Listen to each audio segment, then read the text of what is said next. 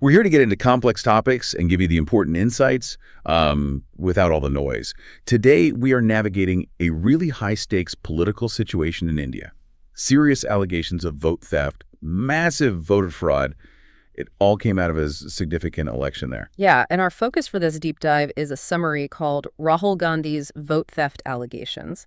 It lays out the claims, the demands, and crucially, the official responses. Right. And our mission here is really to unpack the core of this dispute for you, try to give you a clear, balanced picture.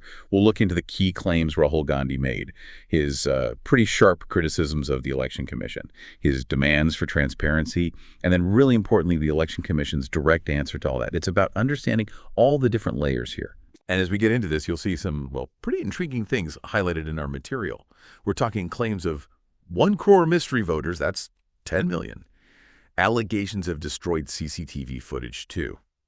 And even the Election Commission being accused of shutting down its website just when people start looking closely. It's quite a picture. Okay, let's unpack this. So at the absolute heart of this, the summary zeroes in on Rahul Gandhi's strong and repeated claims. He called it vote theft and massive voter fraud. And he specifically pointed to the Mahadevapura assembly seat. That became a real flashpoint, didn't it? What were the specific things he said were wrong? Well, the document lists several specific irregularities he cited. He mentioned, as you said, 1 crore mystery voters, 10 million. Now, if that's true, it's huge. It wouldn't just inflate numbers. It kind of undermines the whole voter roll, the foundation of a fair election. And this claim was linked to other allegations like destroyed CCTV footage, fake voters showing up on the lists.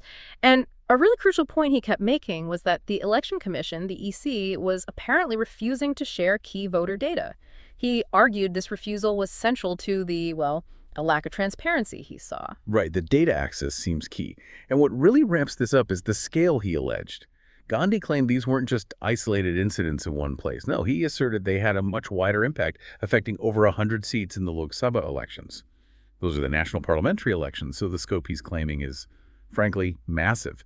So when claims get that big, where does the criticism usually land? Well, beyond just pointing out irregularities, the summary shows Gandhi directly challenged the Election Commission itself. He didn't hold back. He accused the EC of actually colluding with the BJP, the ruling party, in these alleged frauds. He even claimed they were acting like an agent for the BJP, and by doing that, were essentially attacking the Constitution.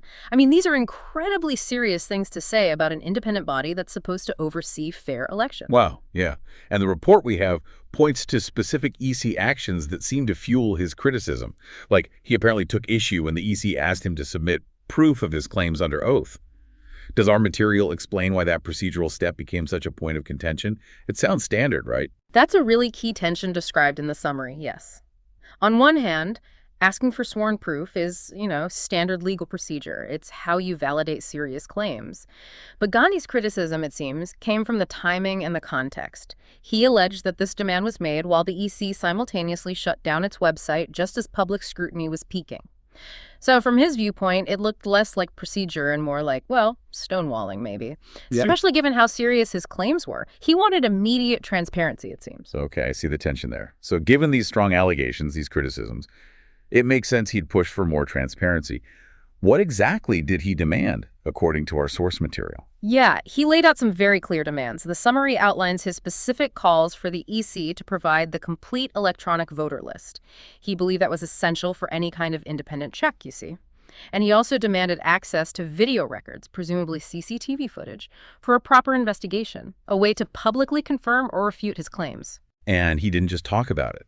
To really turn up the heat, put public pressure on, the information we have says he took direct action. He led a big Vote Adhikar rally, a right-to-vote rally in Bengaluru, specifically to protest this alleged vote theft. What happened as a result of that rally? Well, during that rally, a formal memorandum was submitted.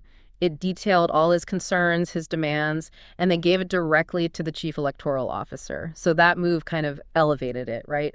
From just public statements to a formal grievance lodged right with the electoral authorities, it basically put the ball in their court for a direct response. Okay, so Gandhi lays out his case, makes formal demands.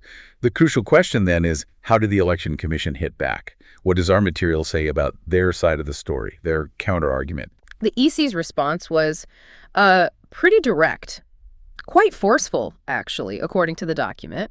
They flat out refuted Gandhi's allegations, called them misleading, And they doubled down on their demand that he submit his claims under oath.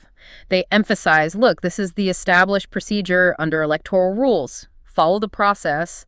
They even went a step further, suggesting he should apologize if he didn't actually believe his own accusations, essentially implying the claims were maybe baseless without that sworn evidence to back them up. Right. And just to be really clear for you, our listener, our role here isn't to take sides. Yeah. We're impartially reporting what the source material tells us. We're presenting both sides of these claims as they're laid out in the document so you get the full context of this specific dispute. Exactly. So stepping back, what's the takeaway here? What does it all mean? We've looked at Rahul Gandhi's specific claims, the alleged voter fraud, the vote theft idea.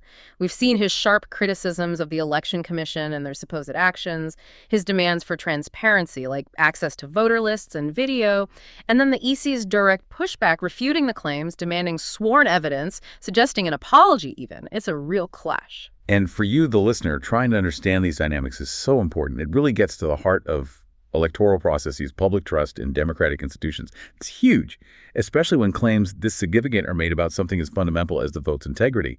It shows how delicate that balance is. It absolutely does. And it raises a really fundamental question, doesn't it? In any robust democracy, how do institutions like an election commission balance things? On one side, you need public confidence, you need transparency, particularly when serious allegations fly. But on the other side, you have established legal procedures, due process that need to be followed. How do you square that circle? What stands out to you about how this particular situation played out? And maybe how might these same tensions appear in other democracies around the world? Something to think about.